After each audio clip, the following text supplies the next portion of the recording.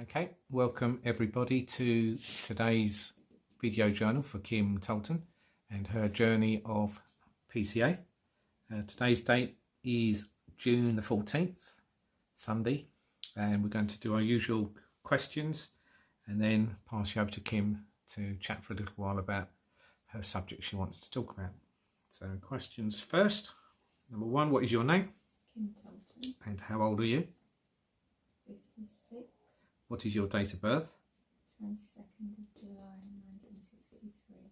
Who are you talking to? My husband Steve. How many children have you? 4. And their names? Leslie, Christopher, Carly and Michael. Do you have grandchildren? I do. And their names? Alfie and Alea, Corey and Sky and Leah. What's your favourite colour? Orange. What's your favourite out of these? Peach, apple or strawberries? Apple. What was your job?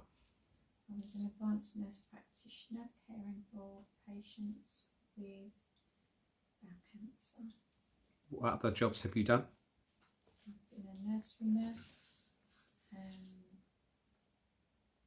a registered childminder,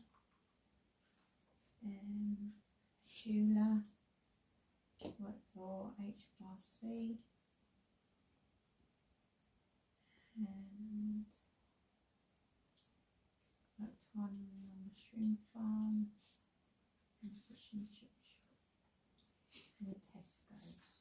What was the song you danced with your granddad? Moon River. Where did you go on holiday each Easter with your family? Coast to Sang. What was the name of yours and Sean's pony? Angus. What is your favourite hobby? Horse riding. What town do we live in at the moment? Battles Bridge. What day of the month is Christmas Day? 25th of December. Hold up 3 fingers. 1, 2. Name a Carpenter song you like to sing to. I'm on top of the world. You've a book next to you called Rosa's Thai Cafe. There's an introduction in there with 9 subjects. Would you like to read them?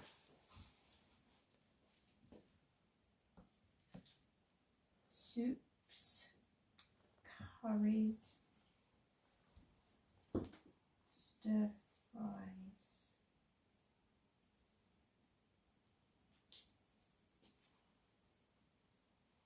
grills and marinade,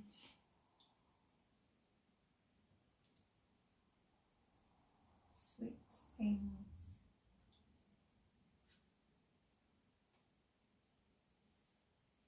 basics.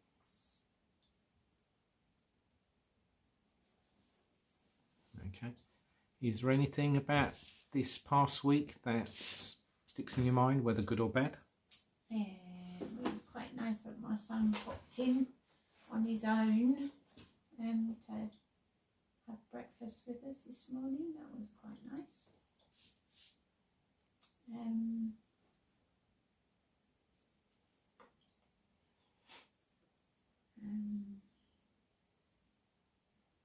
Someone else visited the day before? Oh, Carl and Kelly, my brother and my sister-in-law to be, popped over as well. And we sat in the garden, socially distancing for a couple of hours. And it was really nice.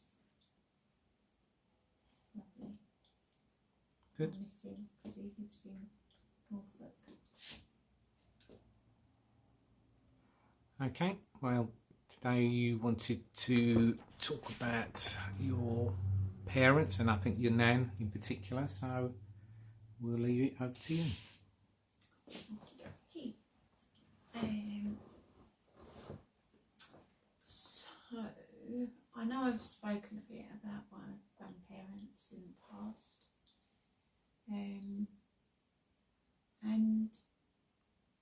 their importance in my life.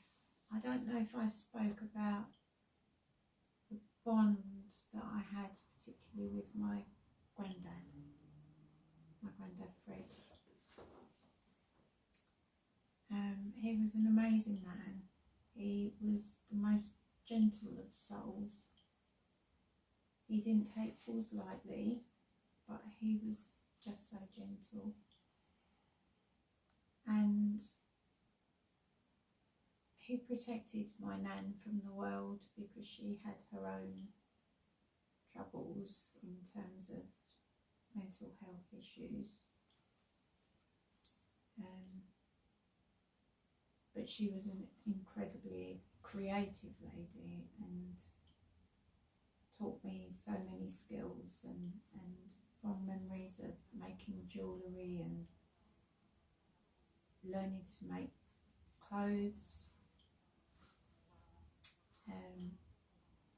She was a fantastic seamstress. She was a florist. She taught me all about floristry. So she was an amazing lady. One of the most memorable things as a small child is she used to have all these little pill pots that used to sit on the side table by the front door, and she went off to do some shopping at the local shop, and me and my brother went rooting around and looked in these pill pots, and there were all these eyeballs staring at us, and at that point we didn't realise that my nan had an artificial eye. Shortly after, because we were staying with them, me and Sean went bounding into the bedroom in the morning onto the bed, and unfortunately Nan hadn't put her eye patch on, and I saw the full socket, or the missing socket, of her eye, and it actually created a lifelong phobia of eyes for me, because I somehow got it in my head that they were incredibly fragile and were likely to pop or burst, and even as a nurse, it was the one job I could not do. I would be heaving, physically heaving, if I ever tried to put somebody's prosthetic eye in, and I just couldn't do it. And fortunately there was always a colleague around that was quite happy to oblige me, whereas I was quite happy dealing with lots of poo and which wasn't other people's cup of tea.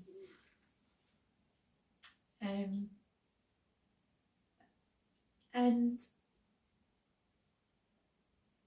the other memories I have with her were on occasions my parents got the opportunity. My dad was a very successful representative for an insurance company, and they were given opportunities to take short breaks abroad, and my grandparents would always come and stay to watch over us, because by this time, I think last time I spoke to you, my brother Carl, who's my second brother, had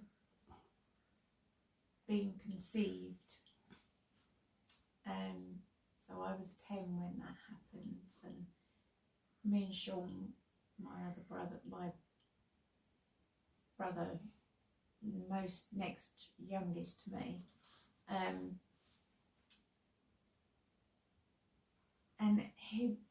oh dear, Sean was always such a handful. He always managed to get himself into trouble. On one holiday away from Mum and Dad, Sean ended up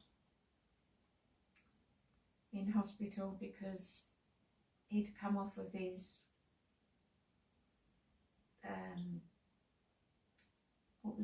his little scrambler bike he had, which didn't have any covers on the foot tread, and oh yeah, he was in trouble there. And then another time he jumped off the top of a shed only to land impaling himself on a great piece of iron that went straight through his foot.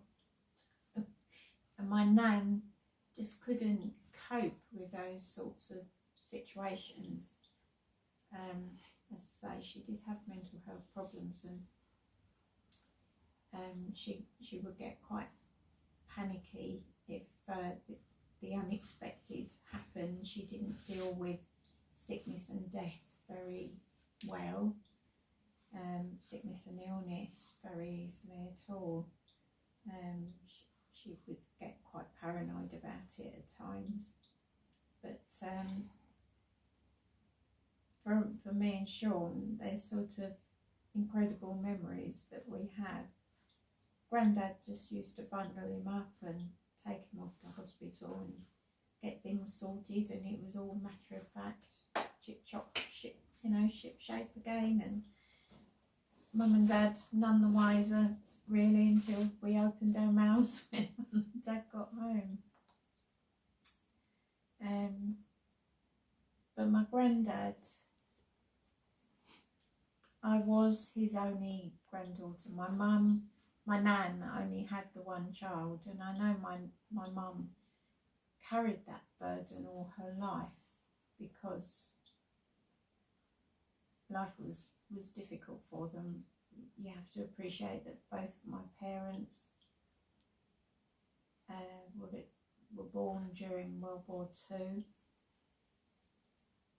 Both sets of my grandparents my grandmothers had to work in the munitions, and they were obviously parted from their families for very long periods of time, and I'm sure that in itself had huge issues for my grandmother. However, after her death, she lived a long life. She was in her late 80s, and we found all of the letters that they sent one another during the war, and it was a wonderful insight into the love that they had for one another,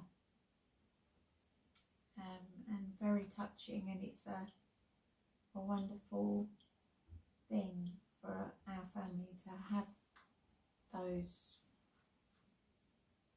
precious pieces of paper with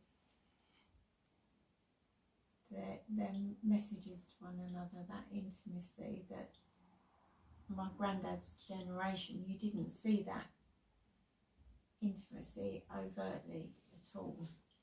It was all the stiff upper lip and everything. And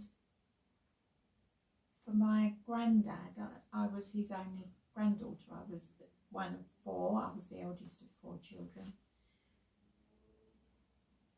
But I was the only granddaughter.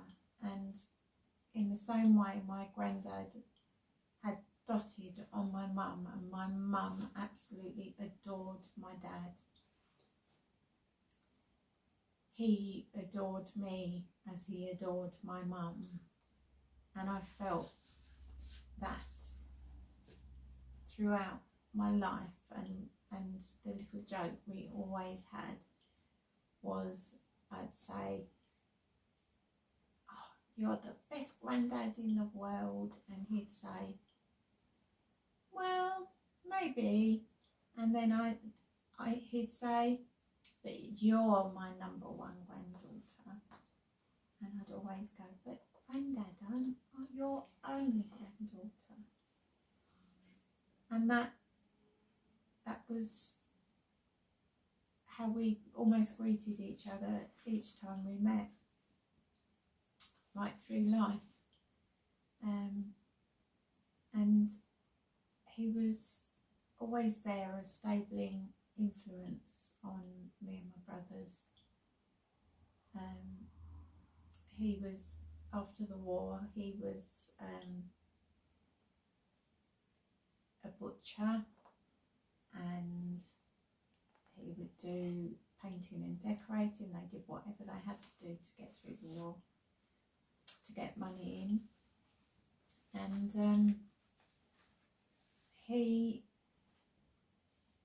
boxing was a big part of life for them, I think, because he was one of, I think he was 5 brothers and a sister. And the brothers at the time, they're working class family, and boxing was a way of them being able to sort of vent off and earn some extra money by gambling. I never saw that side of him, obviously, but I heard the stories from my auntie. He was an amazing baker. He was an amazing gardener. He always grew his own fruit and veg and flowers. And he taught those things to me, and I grew up with the same passions. And I think that happens in life, doesn't it? If you see someone with a real passion who you really care about, it's quite infective, that passion. And you want to emulate that person because you idolise them, and you, what's the word I'm looking for? Respect them for the wonderful people that they are. And yet he would never acknowledge anything about his wartime experience. He would not talk about it. He would not even allow anybody to open up his medals. It was my grandmother that would sneak them out to show to us, but he wouldn't acknowledge that. And he, being such a gentle man in every sense of the word, I think that was a very difficult time for him. And he was a guard in a prisoner of war camp. He was in the Irish Guards. And that was his role in, he did the Italy tour and then on to the Middle East, where he was a prison officer. And I think that had a huge impact on him, because I'm sure he had to see and do things that were not in his gentle nature. But an incredible man, an incredible dancer, and I have the most fondest of memories. He was already ill. We knew that I think we just found out that he had esophageal cancer, and we were having a big family get together. And he danced with me. He was just an amazing dancer, and he swept me off my feet as he always did and left me breathless. Absolutely amazing dancer. And again, I have fond memories of standing, as I did with my own dad, standing on my granddad's feet, so that I could learn the steps when I was a little girl. Yeah. And another memory that was so common would be just going out for a drive. He was so proud of his car, and he'd got a special offer because he worked for Ford's in Dagenham. He was a foreman there, and we would take a run out in the car. If it was, depending on the season, we might be picking fruit from overhanging trees, or whatever, blackberries and all that sort of thing. And it was great fun, and the laugh there was always that Grandad always had a Hessian sack and a shovel in the back of his car. Not so much for if it was icy or anything like that, just to collect the dung so we could take it back to put on the dung, on the compost heap when we got home to help with his garden. And he loved growing his tomatoes. It grew fantastic tomatoes. Yeah, so wonderful memories of him. And on my dad's side,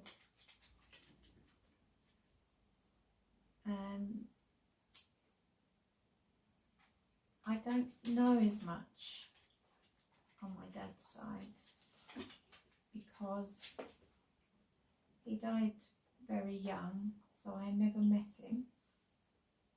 My nan was only my nanny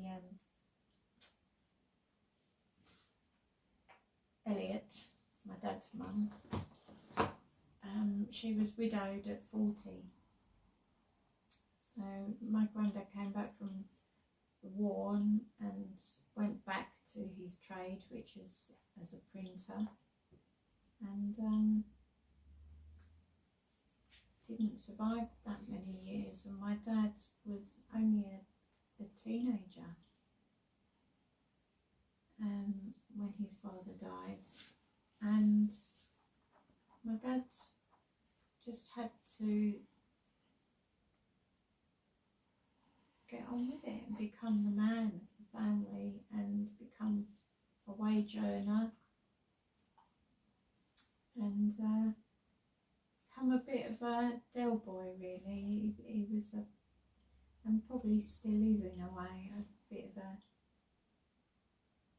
ducking and diving kind of guy, my dad. Always in work, never out of work. If ever he found himself out of work, within seemed like hours he would have another job. Lots and lots of contacts. And they lived in Dagenham. My grandmother didn't particularly approve of my dad because my nan was something of a snob. She aspired to be a more affluent person than her means allowed, whereas my dad was clearly just very working class, and obviously my nan being on her own, it was quite a challenging life for them. Her mother-in-law lived with them to help, but and my nan used to love going to bingo. She went to all sorts of clubs. She'd go to knitting clubs, and yeah, she was a very sociable lady, and she before she became unwell with severe emphysema, she was a barmaid for a long time. I'm sure she was really relatively young. She was not an old, I wouldn't say an old lady when she died at all. I was 17 when she died. And she lived in a council house, tiny little place. She was a hopeless cook, but she had a zest for life that was infectious. She loved to knit, but always knitted one sleeve longer than the other. She never seemed to be able to get them right, but what she knitted was beautiful, and everybody cherished what she made for us. But yeah, so I've got really fond memories, and I can remember going up to stay with her sometimes in school holidays, just to give her companionship, because by that time her mother-in-law had passed away and she was just living alone, although she had a huge amount of friends in Dagenham. And I used to love it when she'd come down to visit and she'd be sitting there with her handbag in one hand, and in the other hand she'd have a clenched fist, and she'd be shouting at the wrestlers on the television. She loved her wrestling. And she was everything that my other grandmother wasn't, so like complete contrasts. And I loved them both dearly for who they were, because grandparents are incredibly special.